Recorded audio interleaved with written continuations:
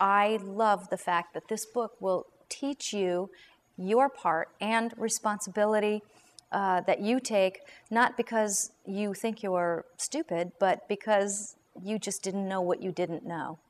And I think that that's the most important part, is that you accept that this event has happened. Now what do I do? How do I feel better?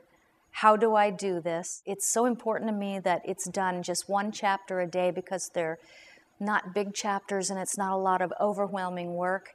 It's fun and joyful work, and it helps to lead you back to the most important person in your life, which is you, and to reconnect spiritually.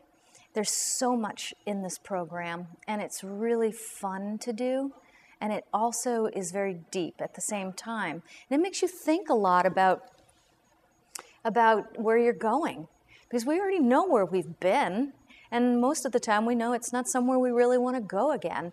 So this program is really helpful in helping you to move forward in a productive way, that you're better than you were before. You're better than you were before this event happened, before your heart was broken. So that's what I really, really wanted to achieve with this book, and I really believe I have.